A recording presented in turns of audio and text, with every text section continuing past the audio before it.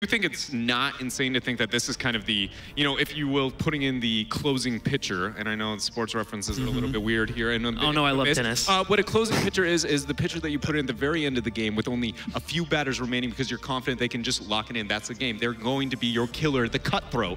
And I can't help but feel like that's a bit of what we see with the map selection out of Volskaya, knowing the Zealots maybe bust out some cheese, and that's going to be their, you know, moment of execution. Thanks, Dread. Does,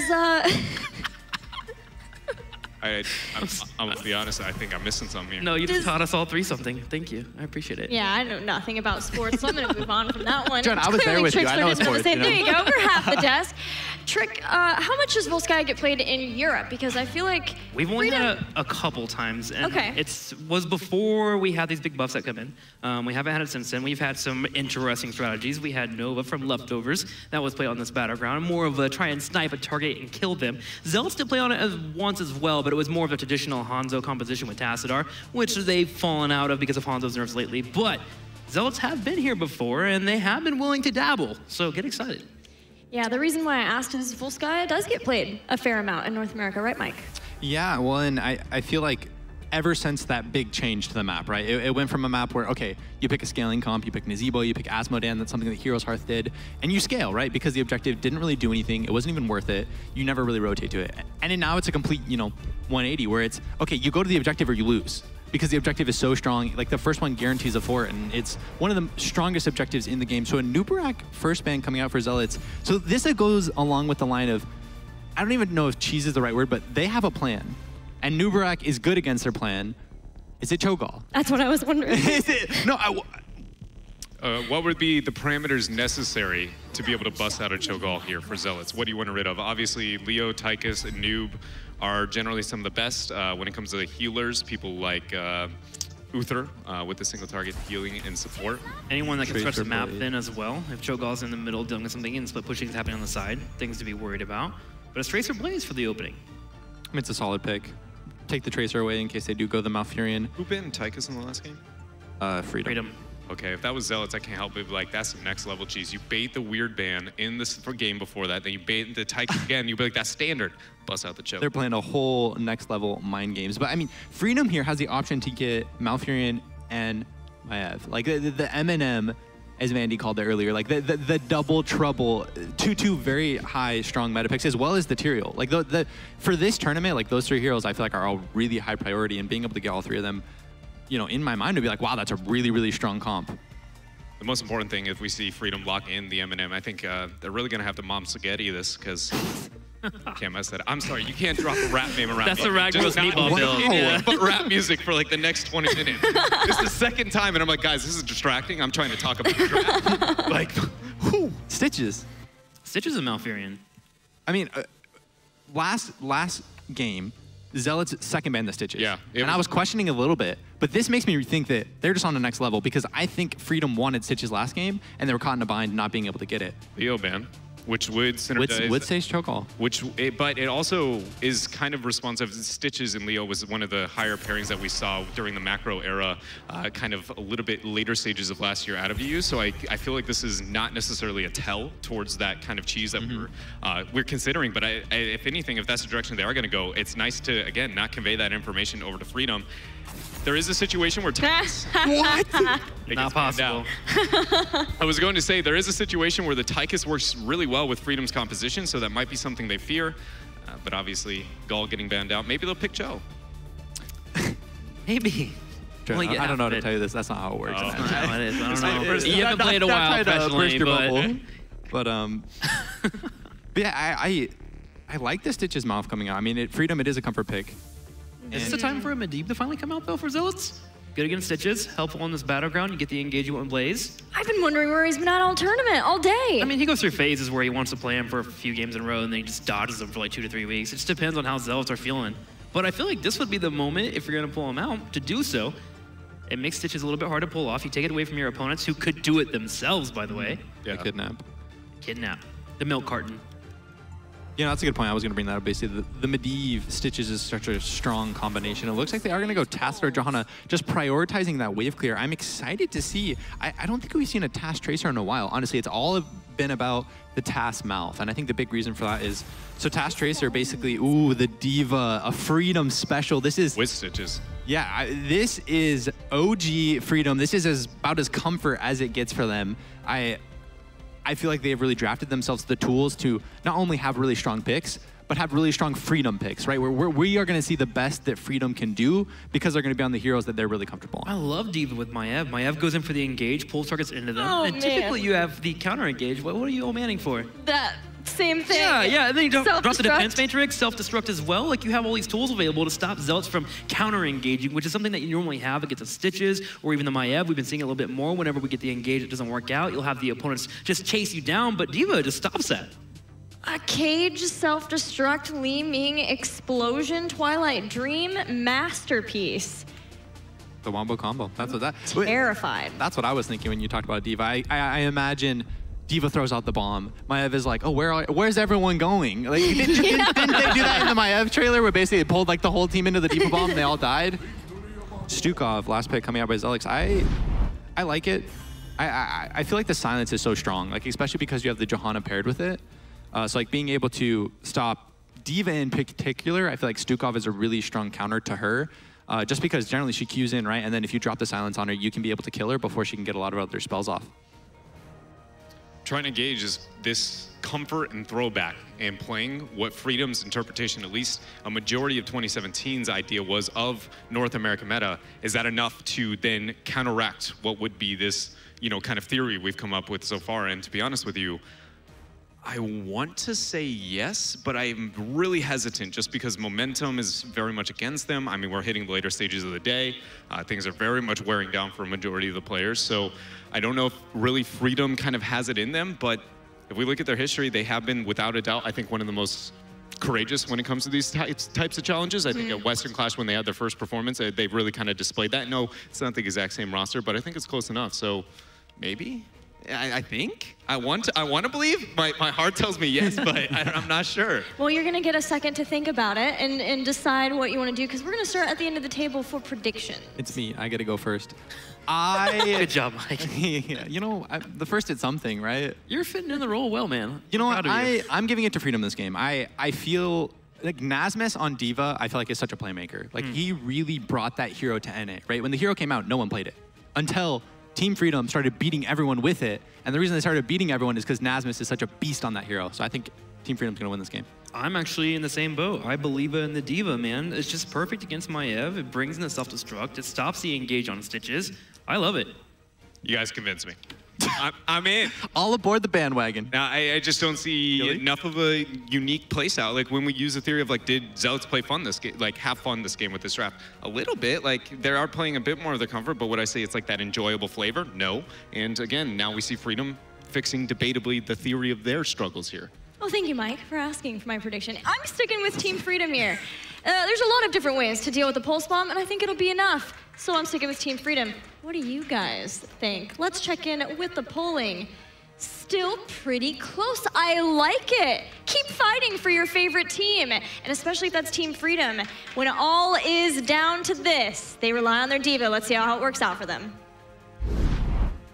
We're here for game 2 of this final best of 3 of the day. And Vandy, I gotta ask, do you believe in the Diva? Oh, I am a huge believer of the Diva. She's one of my favorite heroes, but I guess you don't see her being picked up a lot. I have actually firsthand encountered the self-destruct into Maev's Warden's Cage, and it was not enjoyable. It's almost one of those things, we've got to figure out what exactly you call that. Like, what do you call the explosion into the Warden's Cage? And, what's been particularly interesting that we've seen is that most of these teams seem to have adopted the strategy of, look, you're going Maiev, we're going Johanna, because you try and get that tether on there, you just use Iron Skin and walk away. So this is a lot of more Johanna games than I anticipated, but when you look at the other side, the Maiev there seems to kind of control a little bit of the draft by doing so.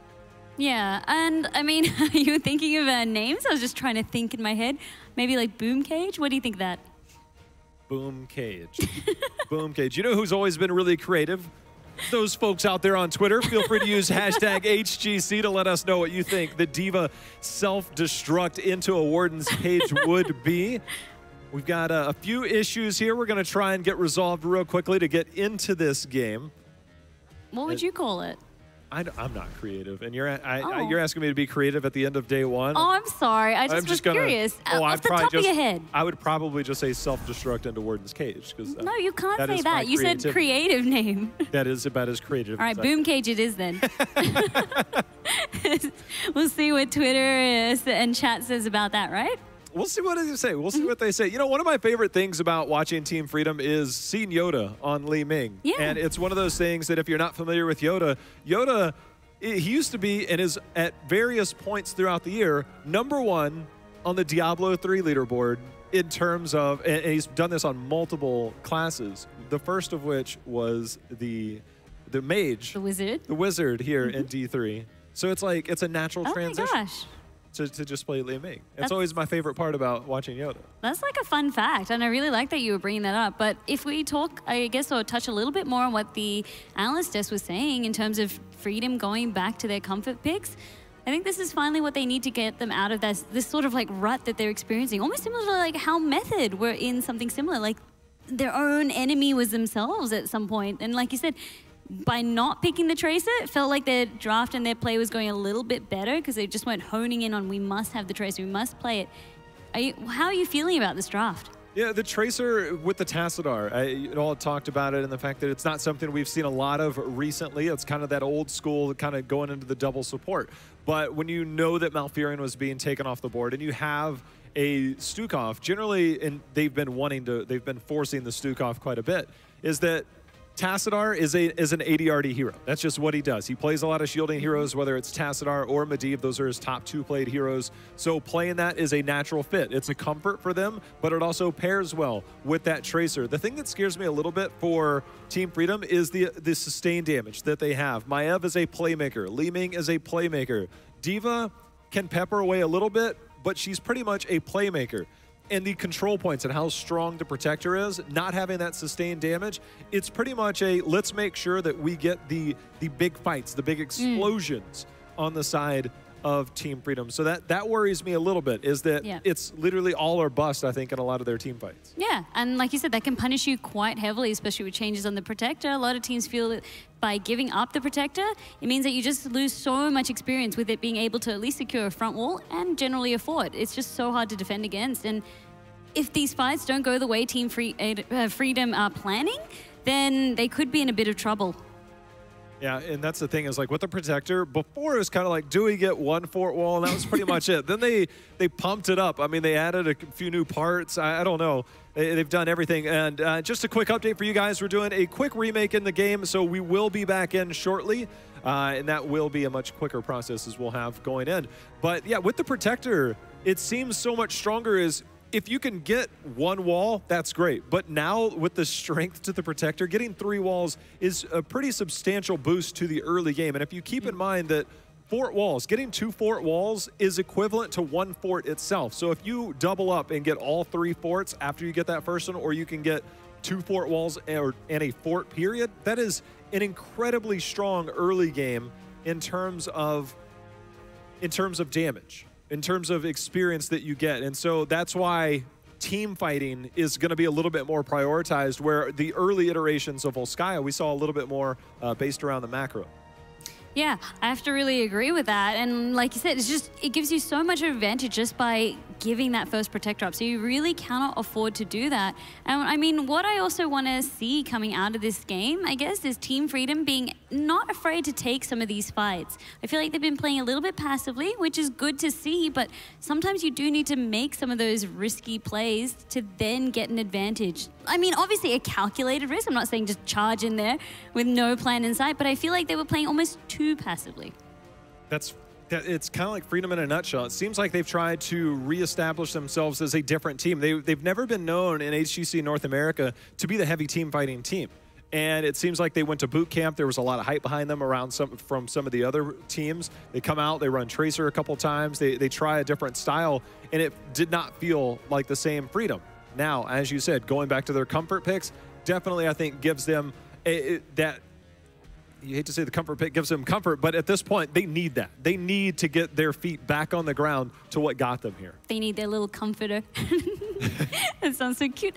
But yeah, I agree with that. And that's a really nice point that you bring up. By having those comfort picks, you should feel, I guess, empowered to then play, I guess, the way you would otherwise. Like, not be so afraid of being like, okay, we have to take a team fight. Oh, like, you know, we're not, all the conditions haven't been met. No, let's take the fight. Let's see what we can make out of it. Let's see if we can get a pick or, you know, force a rotation to then have a fight happening. The good thing with Freedom is that it takes a communication. Obviously, you know, they've got a little bit different roster, kind of replacing the Kieran Dansky on the backside, but Yoda, very skilled on the Li Ming. And I think with this team, it does take that coordination with the Stitches, with the Malfurion, and making sure that you land those skill shots as Li Ming, and that's kind of where it comes in. I think the scary part is that who do you actually grab onto? I mean, Stukov's going to be pretty well zoned out. Tracer's going to be moving around. You've got Iron Skin for Johanna, and you're going to have the Dimensional Shift for Tassadar. So their opportunities are going to be a little bit less given their opposition, but you know, we'll see. But either way, we are just about ready to get into our game now. Looks like everybody's finally reconnected, and I think we're good to go, Vandy, to see if Freedom can stay in this. Yeah, hoping our tech issues have been fixed. And I know we were focusing a lot on Team Freedom. It's just that we wanted, I guess, to cover why they were picking these. But also in terms of Zealots as well, that double support composition on that Tracer, big plays could be a bait. I mean, the Tracer feeling so secure, right? You know, and that's kind of the thing. I mean, the Tracer is that hero that just kind of enters the game, does things a little bit differently, and forces out, you know, maybe different talent picks, things like that. You know, the Diva Bomb, you know, you can kind of self-destruct. You can deal with a lot of that. You've got Maev that just can vault every 9 seconds, and then you've got Li Ming that opted to pick up the Force Armor at level 1 as well. So there are multiple ways to deal with that style. And I mean, if we're just going to reintroduce the teams, on the right-hand side, Team Freedom in the red, we have Yoda playing Li Ming, Zagrug on the Stitches, Lutano playing Maev, Nazmaz on Diva, and Collusion on Malfurion.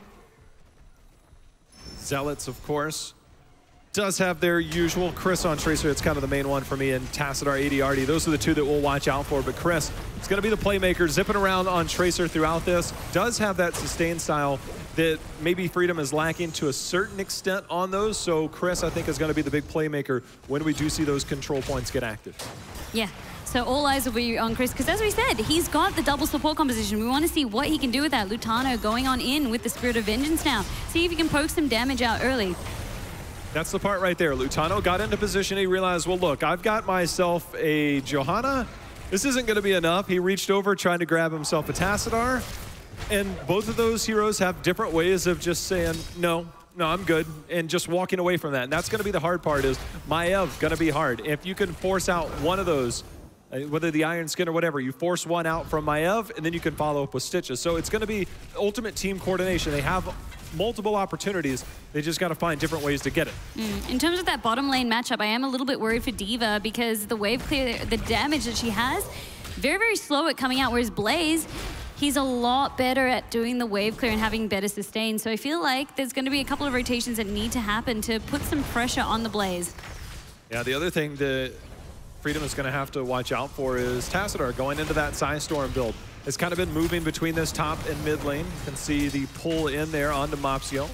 Iron Skin going to be used at the back end of that, but that was about half of Johanna's health just off one combo, and we're still early in the game, and Li Ming's going to ramp up post level 7, getting that Calamity in there, try and confirm those kills. Yeah, once you do get one kill on the side of Team Freedom, though, that's really what you then need to snowball yourself, because that's pretty much Li Ming, Genji. You go so hard on getting that kill, and then you just snowball the team fight using those resets. The resets are definitely a big part of what we'll see here. Let's see Zealots just kind of hanging out. They're going to try and escort up this camp here in the top lane. Already done a little bit of damage. Again, these towers now with the gameplay changes, significantly more experience than we saw previously, and just kind of controlling the game, controlling the rotations. It's going to force the response out from Team Freedom. I mean, I like Lutano's positioning as well. Always trying to dive into that backline on Shard there. But look at how low Collusion is. Barely managing to escape. Luckily, Zagrug was there to block the path to make sure that no kill was had there. But that's just dangerous stuff. It's very dangerous. And you can see that lurking arm was just kind of lingering around, making sure that Lutano's being kept honest as he tried to flank there as well. See if he can try and get some resets, get that cooldown reduction. Yep, that first point as well is now active, but both teams are still happy to skirmish in the top lane. Finally, now we do see a rotation. D.Va, first to arrive on the point.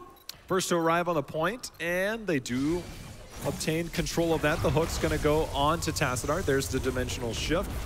Nasmus does have his self-destruct available. He wants to make sure and stay alive. ADRD has found himself pathing in a very bad spot. Self-destruct was used. That's going to be first blood of the game going over to Team Freedom. Yep, and that was finally what Team Freedom were looking to achieve now by putting so much pressure, as well as zoning everyone off by using the self-destruct. Now, the only thing is, though, they've used that self-destruct. This is like a small window now that Zealots have as well to fight around the point without D.Va then once again bullying them off. Bullying them off indeed. Chris holding onto that pulse bomb, looking for an opportunity. Blaze going in for the charge. Chris gets on that backside. Yoda gets that force armor, and he was very low, but the force armor triggered there. Malfurion got a little bit of a heal in. He's going to be just fine. Look for another pulse bomb here in a couple minutes. I love it. It's like, check back in. And I love that as well with D.Va as well. There's bombs going to be flying out all over the map. 97% now on the point. 99%. We've gone into overtime. Everyone is getting hit by the Loki Arm Silence. They get hit by the silence, and a 4-man stun there by Blaze as he goes in. That's going to set up. D.Va did not have that. Chris goes on the backside as Tracer. They get a double kill, make it a triple. That's going to be Zealots opening things up, and it all started with the lurking arm from Shad there to make sure that D.Va could not get out. The minute that defense matrix was unavailable, Blaze and team came in and just turned that fight. Yeah, that's really how you dismantle, I guess, a lot of that bully potential that D.Va has. She's so squishy, especially out of the mecha, but more importantly, the defense matrix to really mitigate and soak up a lot of the damage coming your way. It's gone, and Chris immediately saw there's an opportunity to go in and just lay down so much damage. Got quite a bit of damage in, and the structure damage that they got in the top lane, the structure damage that they got in the middle, along with those kills, has now given them almost a full level lead. Lutano, he gets the pull in. Dimensional shift is going to be there. Zarmany and Chris on the backside. Pulse bomb's going in, and that is going to help confirm another kill on Li Ming. Self-destruct used to zone off everyone, but Mopsy was on the other side. He was not affected by it. This fight is still continuing on. I don't know if this is a fight that Freedom is going to want to take here. Zarmany going in again. The lurking arm goes down. Nasmus, again, that's a half death. It's not the full death, but every time that mech gets destroyed, it is a half death, which means that is experience going over in favor of Zealots, who now should be able to obtain this protector. And they're going to have 10 in the process, which, you know, Tracer already has her heroic, but everything else around there, the sieging potential of Zealots has spiked tremendously right now. The play from Nasmaz was really good using the self-destruct, but what he didn't bank on was Mopsy being so far forward into their side of the map that the self-destruct wasn't able to zone him off. And that was what really, all they needed was 1%. So 1 second without them on to cap that protector. Now this is where things get interesting. We were saying the snowball potential of the protector.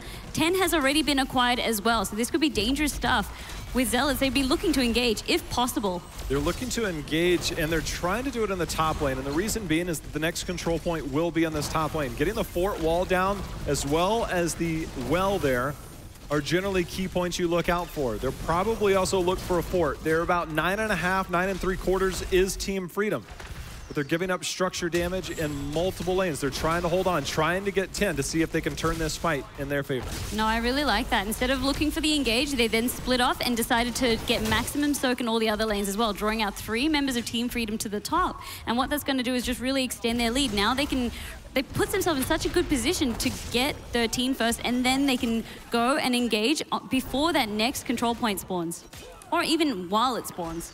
And, you know, Team Freedom is in a weird spot because before that spawns, and we'll have a couple minutes before that happens, is that they do find themselves down 1.5 levels. And with 13 close for Zealots, Freedom is kind of has to be aggressive here. And one of the ways to do that is to be aggressive on that healing camp to make sure you get that healing pulse that you can put down.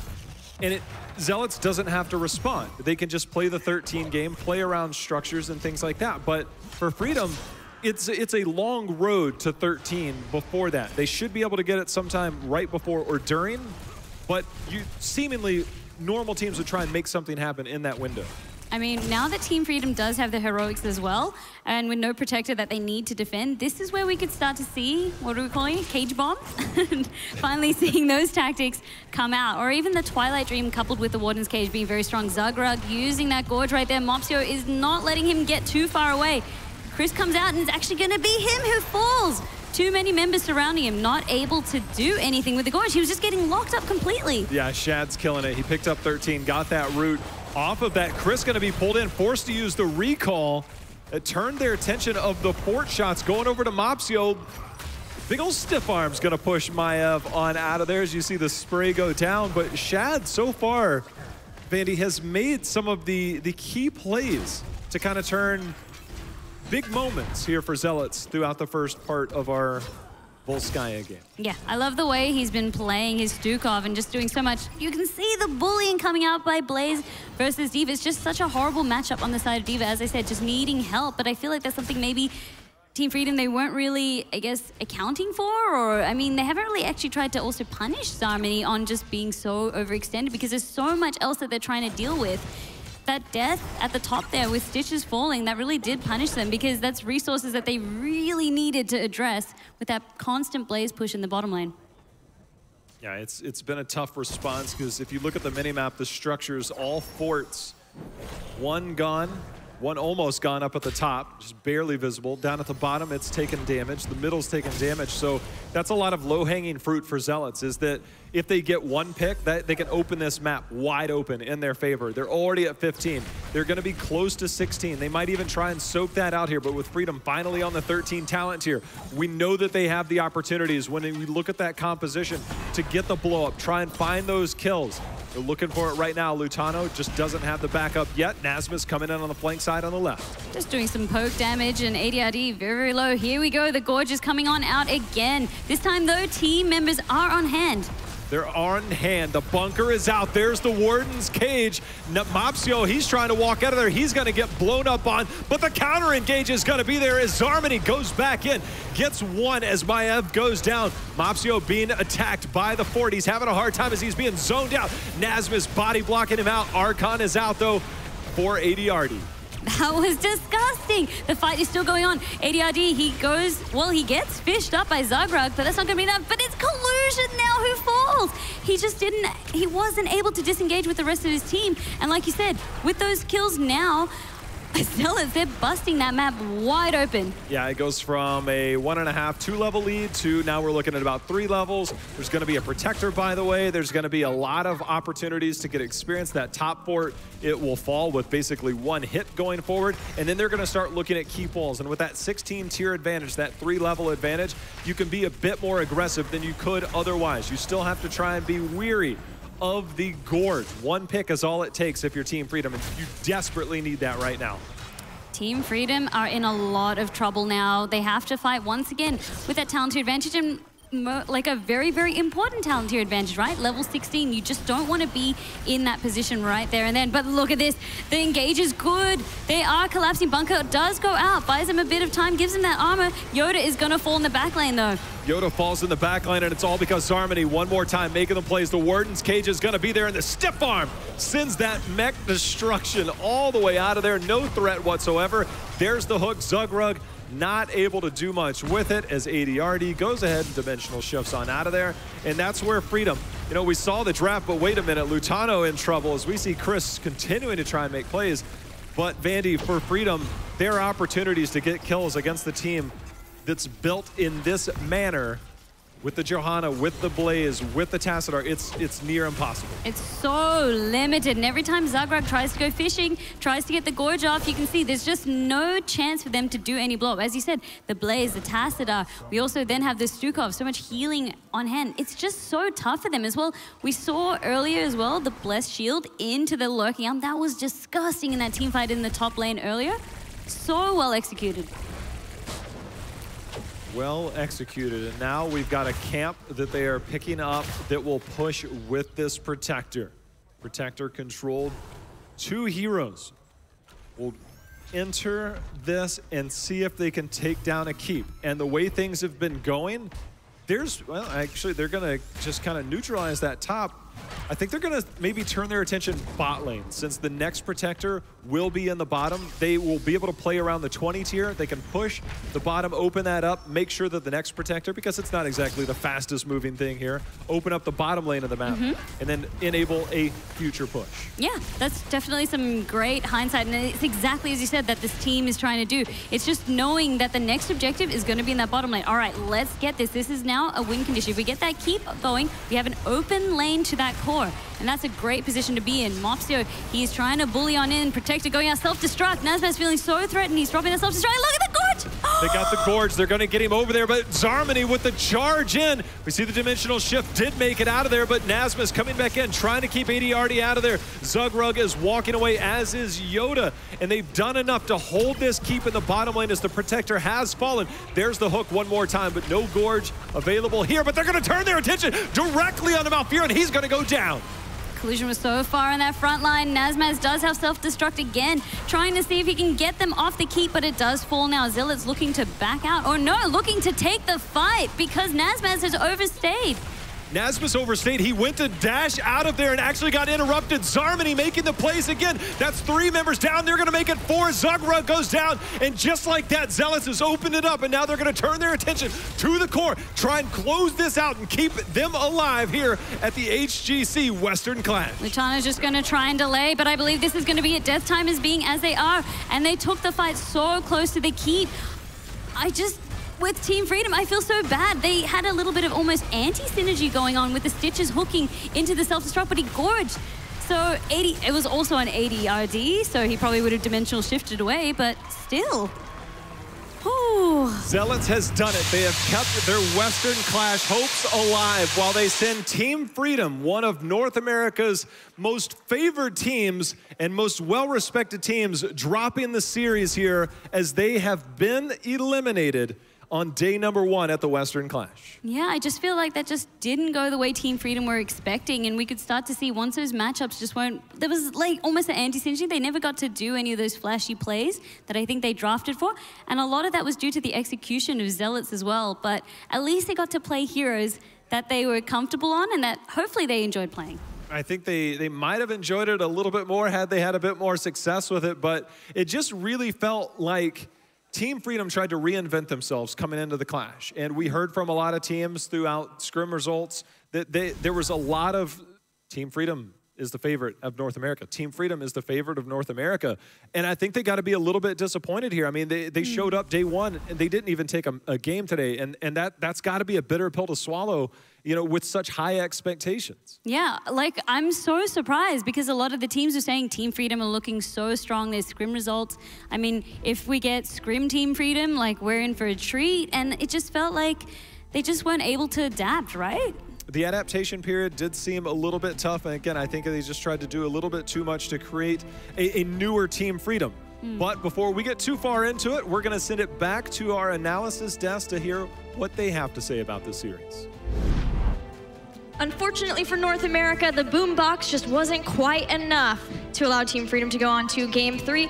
But good news for Europe and for us here at the Western Clash is that Zealots win, they'll continue on, and it keeps things even in terms of regions, Trick. 3 North America, 3 Europe. I'm excited, man. This tournament has become much better than I thought it would be. I honestly thought, okay, maybe the gap would be closed a little bit, but EU would be quite dominant, and that is not the case here. It's great to see competition. It makes everything better for us. The one thing I've been very appreciative of beyond the competitiveness has just been, I feel like the games are outstanding beyond that point. Yeah. Some of them, I mean, there's been some amazing endings. I'm not going to spoil any and put some examples in, but there has been some really awesome, kind of crazy endings to some of the games today. And the competitiveness, it's very appealing to be able to watch. Mike, what has been most exciting for you or most surprising throughout today? 2 different answers. I mean, the most exciting thing for me, definitely Fnatic. Like, yes, NA Pride. I love that NA is doing so well, but it really blows my mind at how impressive they were today without their captain, without their shot caller, without, you know, a core part of their team for the past year and a half. Like, that is so impressive that Bad Benny was able to step up as a shot caller. That, you know, they were able to have a sub show up and perform at a very high level. Like, that is just mind-boggling to me, and so such a testament to the character of that team. Yeah, Sonic hype, for sure. And we'll see Fnatic continue on tomorrow in the upper bracket as we take one final look for the evening at the Western Clash bracket here at IEM Katowice. Tomorrow, 4 best-of-5s. And that is going to be Team Dignitas versus Team 12, and then Tempo Storm versus Fnatic. NA versus EU continues. And the winners of those matches, those will go on to the winner bracket finals. Meanwhile, 2 of those teams will have to play again as Heroes Hearth Esports and Zealots are waiting in the wings. Guys, as you look at those matches, maybe the first 2, what are your immediate thoughts? What are you most excited about from those 2 matches? I want to see Dignitas come out and dominate, do really well against Team 12, but I think the more exciting thing is that we might have better games than we had today, tomorrow, which is freaking exciting. First off, we move into best-of-5 territory, which the draft games become much more exciting for us to watch and watch the game unfold. So I'm just purely excited for it. I share the same sentiment from beginning to end. Tomorrow's games, the amplified, kind of level of competitiveness coming out from them, and I think it's only, with how high of praise you have of Fnatic, I feel the same way for a lot of the parts. So having them go up against Tempo Storm for tomorrow, I think it's going to be really cool. #1 seed in North America versus this, what is like a pleasant surprise rendition, out of Fnatic. Mike, in seeing both of the NA teams perform, do you give a favor to either of those NA teams to be able to take that series and move on to the winner bracket finals? See, it's interesting because I think Tempo is a better team, but from purely the play that we saw today, I think Team 12 has a better chance of beating an EU team. Even though Fnatic looks so strong. Well, that's why I think Tempo's the better team out of Team 12. Yeah, I feel like today they showed up and basically proved that they were the better team to me. But I feel like if Fnatic shows up the way they did today, and shows up the way they did today, which granted, may not happen, might be completely different, I feel like Fnatic is a better team. Well, thank you guys so much for your insights throughout the day. Thank you everyone for hanging out with us here for day 1 of the HGC Western Clash at IEM Katowice. But there is so much more to come over the next 2 days for incredible best-of-5s tomorrow. And there's even more for you to look forward to after this broadcast, the world premiere of the new season of Oracle, so stay tuned. Thank you so much again, and we'll see you tomorrow here at the Western Clash. Good night.